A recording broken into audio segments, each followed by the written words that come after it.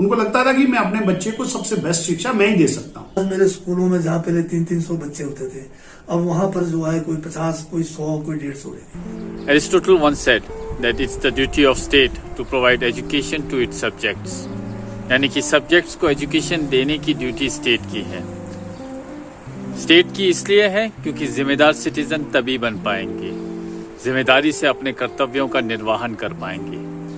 नमस्कार, कैसे हैं आप सब? आई होप सब अच्छे होंगे। तो आज का टॉपिक तो आपको पता ही चल गया होगा अब तक कि ये एजुकेशन के ऊपर है। तो लेट्स सी हमारे नेतागण इस विषय में क्या सोचते हैं। चलिए।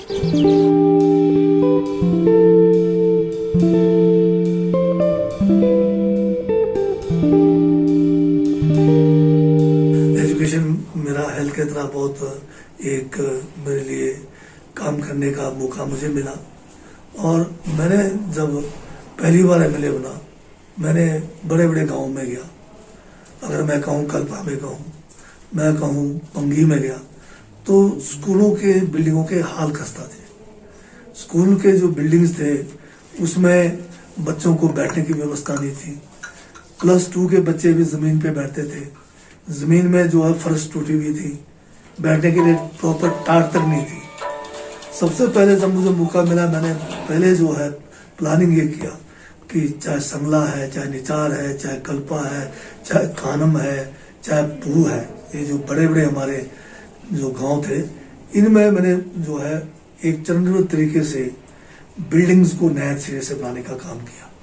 और आज मुझे इतने लंबे अरसे के बाद ये बताने के लिए आपको मुझे प्रसन्नता हो रही है कि कोई भी मेरा आज सीनियर सेकेंडरी स्कूल, कोई भी मेरा आज हाई स्कूल जो है बिना बिल्डिंग का नहीं है।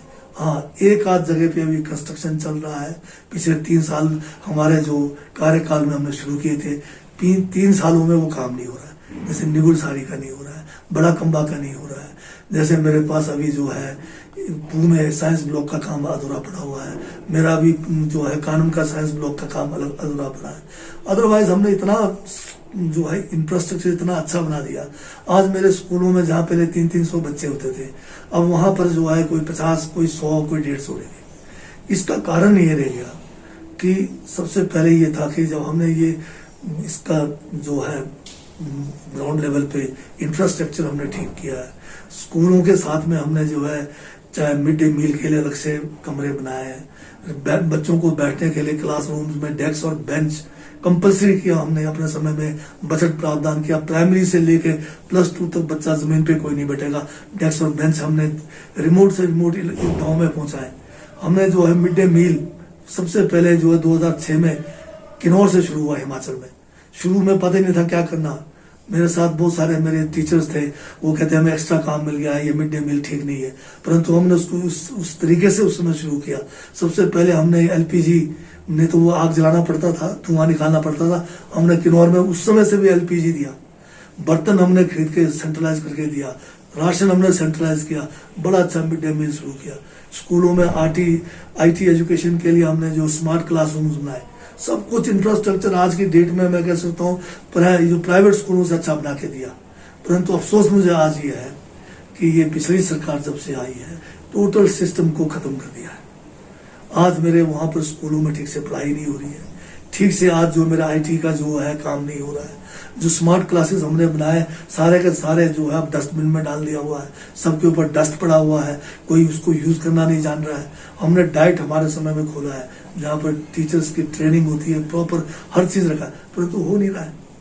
हमने एक सिस्टम किया था किन्नौर में कि हमने एक जवाहरलाल नेहरू जी के नाम से एक प्रतियोगिता शुरू की थी। साल के एंड में हम एक कमेटी बनाते थे जिसमें डिप्टी डायरेक्टर, प्रिंसिपल और कुछ टीचर्स को भेजते थे, पूरे किन्नौर के स्कूलों का निरीक्षण करके। उसमें एक क्राइटेरिया रखा था, academics, sports, extra curricular activities, इनके हमने मार्किंग की हुई थी। सफाई का रखा होता, इंफ्रास्ट्रक्चर का रखा होता। तो उसके बेस पे हम जो है बेस्ट जो है school, best senior secondary, best high, best middle, best primary चुनते थे। और उनको बहुत बड़ा एक ट्रॉफी और साथ में 50-50 हजार रुपए फर्स्ट को, सेकंड को, थर्ड 30,000 और जो थर्ड नंबर पे आता उसको 20,000। तो ये किस्म की हमने एक प्रतिस्पर्धा शुरू की थी ताकि स्कूलों में एक ये प्रतिस्पर्धा हो कि हमने जो है हर चीज में एक्सेलेंस करना है। अब वो जो है 3 सालों से इन्होंने उसको खत्म कर दिया है। मैंने स्कूलों में जो है इसके साथ में स्पोर्ट्स को बढ़ावा देने के लिए हमने जो है पहली बार जो है आज गवर्नमेंट आज सोच रही है कि जो है बच्चों को 100 रुपये खाने का होना चाहिए। हमने किरौर में पहले ही कर दिया था, आने का फ्री, जाने का फ्री। मेरे पास लाड़ा के फंड्स थे, उन फंड्स को प्रॉपर यूटिलाइज किया। टूर्नामेंट्स में हमने कहा कि बच्चों को आना जाना जो है हमने लाड़ा फंड से किया। जो उनका जो वहाँ पर जो भी आयोजन होता था वो टोटल फ्री किया। बच्चों के ऊपर कोई किसी किस्म का बर्डन नहीं रखा। और उसका नतीजा क्या हुआ कि आपके पास टूर्नामेंट्स में 600, 700 बच्चे आने लगे, चाहे प्राइमरी का हो, चाहे मिडिल का हो, चाहे आपका हाई का हो, चाहे सेकेंडरी का हो। हर तरह से हमने एजुकेशन को जो है आगे बढ़ाने का कोशिश किया। मैंने जो है यहाँ पर बॉक्सिंग को शुरू किया स्कूल लेवल पे, और आज मेरे पास ये बोलने के लिए है कि हमारी लड़कियों ने इंटरनेशनल लेवल पे ख्याति प्राप्त की है। आज हमारे नेशनल लेवल पे बॉक्सिंग में लड़कियों ने ख्याति प्राप्त की है, जिससे मुझे JSW का जो है CSR वाले बहुत हेल्प कर रहे हैं। इन्होंने बहुत जगह पे बॉक्सिंग रिंग्स लाखों रुपए के स्थापित किए हैं। इन्होंने यहाँ पर बॉक्सिंग कोच लाया हुआ है। 200 से ज्यादा बच्चों को JSW वाले जो है ट्रेनिंग दे रहे हैं। तो इतना हमने जो है इंफ्रास्ट्रक्चर किया है। जगह जगह पे हमने मिनी ग्राउंड, मिनी ये जो है स्टेडियम्स बनाया है। और कोई 18 से ज्यादा स्कूलों में जो है 15-15 लाख से ज्यादा के बास्केटबॉल कोर्ट्स बनाए हैं। तो हमने किसी किस्म की कमी नहीं रखी है। परंतु ये 3 साल जो बीजेपी का आया है, सिस्टम खत्म कर दिया है। ना तो ये जो जवाहरलाल नेहरू के नाम से प्रतियोगिता रखी थी हमने, एक प्रतिस्पर्धा का, वो भी खत्म है। आज कहीं स्कूलों में हाउस सिस्टम नहीं है, हमने स्कूलों में हाउस सिस्टम शुरू किया। तो जो हमारा से हो सकता था, जो हमने देखा, मैंने नवोदय का मैं जाता हूँ, नवोदय की बिल्डिंग्स खड़ी कर रहा हूँ मैं यहाँ पर। नवोदय का भी मैं जो है यहाँ पर नंबर 1 बनाने की कोशिश कर रहा हूँ। मैंने जो है एकलव्य स्कूल 2006 में शुरू किया। आज ट्राइबल एरिया में अभी शुरू हो रहा है, बरमोर में, पांगी में और लाहौल में अब शुरू हुआ है। मेरे तो कितने जो है +2 के बच्चे निकल गए। और हमारा एकलव्य नंबर 1 पे था। मेरा प्रिंसिपल जो है उसको इन्होंने ट्रांसफर करके बरमोर भेज दिया, जहाँ पर अभी पहला बैच बैठा है 6वीं का। और जबकि मेरा यहाँ पर 12वीं तक है, तो ऑफिशिएटिंग प्रिंसिपल रखा हुआ है।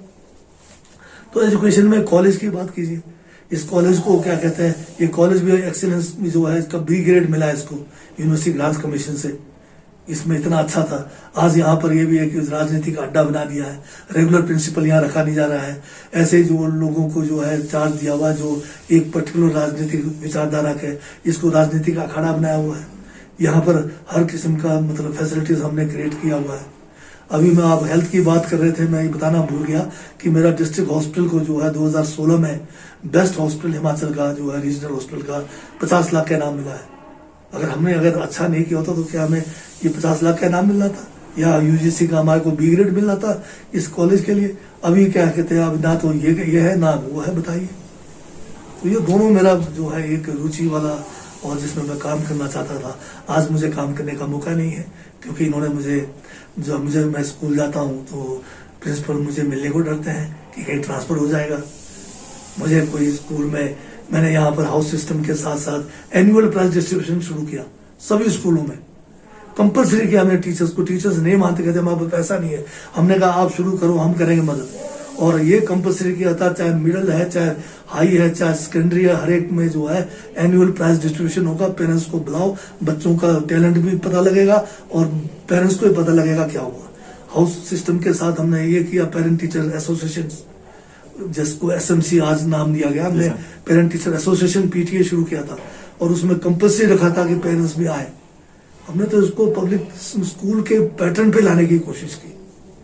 तो इसमें एजुकेशन में आज की डेट में कहीं टीचरों के पास हम जाते हैं तो सोचते हैं कि भाई ये अगर इसको कहीं स्कूल में बुला लेंगे, आज के छोटे भाइयों को लगा हुआ है कि जाके वहाँ कब हम पहुंचे, कब वहाँ जाके माले पहने। हमें माले पहनने का नहीं है, हमें एजुकेशन को जो है क्वालिटी बनाने के लिए हम लोग कोशिश करते हैं।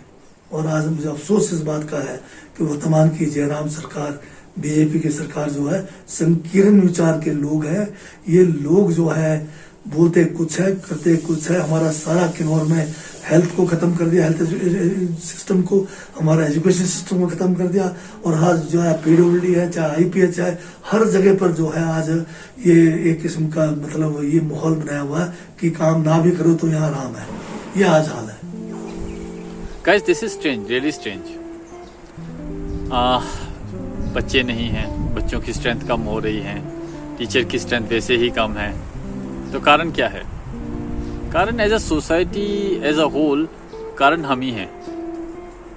टीचर्स कहें, पेरेंट्स कहें, सोसाइटी कहें, कुछ भी कहें आप, सब कारण हम ही हैं। टीचर्स की तादाद का कम होना क्योंकि बच्चों का बाहर जाना, बच्चों का बाहर इसलिए जाना क्योंकि पेरेंट्स का ये विश्वास रखना कि यहाँ के टीचर्स तो कुछ करा नहीं पाएंगे, गवर्नमेंट टीचर्स कुछ नहीं करा पाएंगे। मुझे तो कोई डाउट नहीं है गवर्नमेंट टीचर्स की कैपेबिलिटीज पर। पेरेंट्स का ऐसा मानना भी गलत है, तो टीचर्स को भी अब थोड़ा सा विश्वास जीतना होगा वापस। उन्हें दिखाना होगा कि yes we can do it, आप हमारे पास भेजिए। गवर्नमेंट स्कूल्स आर बेस्ट और उसे और भी ज़्यादा बेस्ट बनाया जा सकता है। बस क्या चाहिए? एफर्ट चाहिए, एक विजन चाहिए, एक सोच चाहिए जो पॉसिबल है। ये कोई डिस्टेंट ड्रीम नहीं देख रहा हूँ मैं, this is possible because Delhi government has proved it. तो ऐसा होगा तो अच्छा ही होगा। चलिए अब थोड़ा जान लेते हैं सूरत नेगी जी से कि उनके क्या विचार हैं इस संबंध में। सर, जब बेसिक चीज़ों की बात हो रही है तो एजुकेशन एक बहुत बड़ा सेक्टर है जिस पे दोबारा इंफ्रास्ट्रक्चर डेवलपमेंट बहुत दिखता है sir. Again sir, I visited so many places. तो लेकिन सर टीचर्स की कमी, स्टूडेंट्स की कमी, सर इसके संदर्भ में सर कुछ कहना चाहेंगे सर? मैं इस बात से बिल्कुल सहमत हूँ कि ट्राइबल एरियाज के अंदर और हार्ड एरियाज के अंदर जो है आज समस्या आ गई है अध्यापकों की। हालांकि जिला किन्नौर के अंदर जो है जेबीटीज प्राइमरी जो स्कूल है, टीचर्स है, उसकी कमी नहीं है, उसकी कमी नहीं है बल्कि सरप्लस में है। उसका कारण ये है कि आज स्कूल बंद हो रहे हैं, बच्चे जो है स्थानीय लोग पढ़ा नहीं रहे। वो एक बहुत बड़ा कारण है। पहले उसमें क्राइटेरिया था कि 60 बच्चे तक 2 अध्यापक होंगे जेबीटी के, 90 तक 3 होंगे।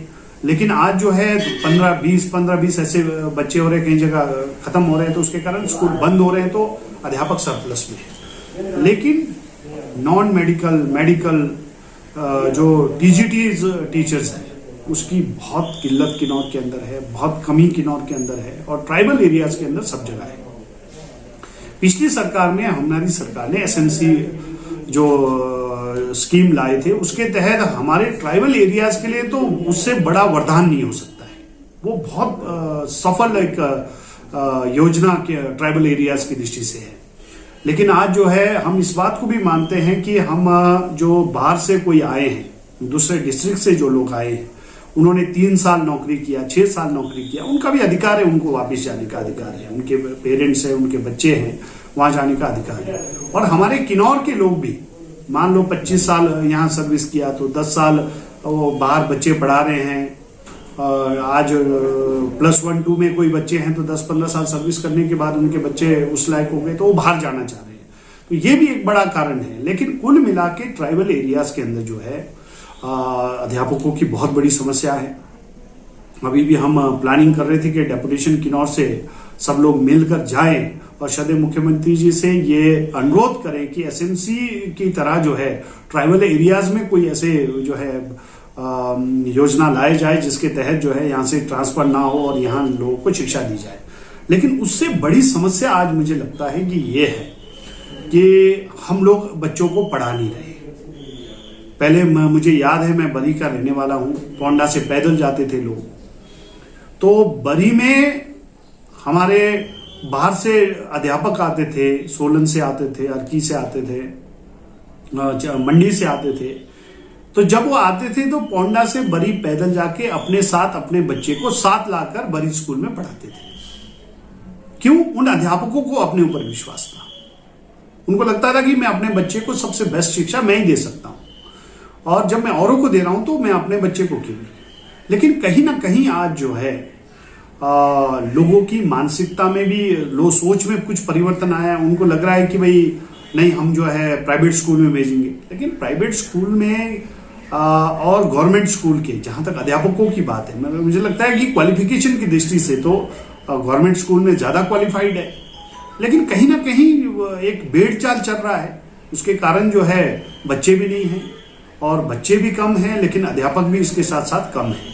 ये दोनों तरह की समस्या है और ये गवर्नमेंट लेवल पर इसका समाधान मुझे नजर नहीं आता। मुझे तो लगता है कि पूरे समाज को इसके बारे में मंथन करना चाहिए कि हम जो है हर किसी स्कूल पर बच्चों को ना भेजें, गवर्नमेंट स्कूल्स पर विश्वास करें, गवर्नमेंट स्कूल्स को पढ़ाएं, तो निश्चित रूप से जब बच्चे होंगे तो अध्यापकों की जो समस्या है वो भी अपने आप हल हो जाएगी। ये तो ठीक है कि कई बार बोल देते हैं जी अध्यापक है ही नहीं जी, पीजीटी नहीं है, टीजीटी नहीं है, लेकिन बच्चे का हम पूछते हैं तो 25 बच्चे हैं हाई स्कूल के अंदर 6ठी से 10वीं तक, तो अध्यापकों की संख्या उस हिसाब से तो बहुत है। लेकिन अध्यापक जो है सब्जेक्ट वाइज अगर हम एनालिसिस करेंगे तो बहुत बड़ी समस्या है, और इसका समाधान हम प्रयास कर रहे हैं कि कुछ ना कुछ इसका निकालें। Everybody is genius. If you judge a fish by its ability to climb a tree, it will live its whole life believing that it is stupid. This is true. Albert Einstein का coat है ये। Albert Einstein सही थे। Yes. The whole world is talking about what? Data accumulation. The whole world is talking about what? The expression, the process, the AI, the artificial intelligence. The whole world is talking about it, and we are talking about what? Number of students and number of teachers. इसमें सुधार लाना होगा। दो आप इसके बारे में ऐसा नहीं कह सकते कि इसको अवॉइड कर सकते हैं, इसमें सुधार लाना होगा, तभी हम आगे जाएंगे। क्योंकि आप भी जानते हैं और मैं भी ये बहुत अच्छे से जानता हूँ कि एजुकेशन इज ओनली फैक्टर जो कि चेंज ला सकता है सोसाइटी में, वर्ल्ड में। किसी भी तरीके का चेंज चाहिए होगा, एजुकेशन ही एक सबसे बड़ा फैक्टर है। And yes, one more thing, please हमेशा प्रोत्साहित कीजिए, हर एक बच्चे में क्वालिटी होती है। ज़रूरी नहीं है कि सारे के सारे बच्चे डॉक्टर या इंजीनियर बने, सारे के सारे बच्चे साइंस सब्जेक्ट्स रखें।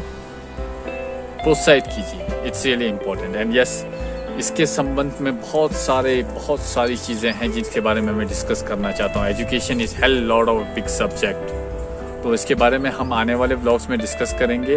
आपको अगर ये मेरा ब्लॉग किसी भी तरीके से लाभकारी लगा हो, please do subscribe it, like it, share it, and please do comment. Comments का जवाब देने में कई बार देरी हो जाती है, इसलिए माफ़ी चाहता हूँ। And apart from this, be safe and please education को जितना हो सके प्रमोट कीजिए। It's education that will change the whole world.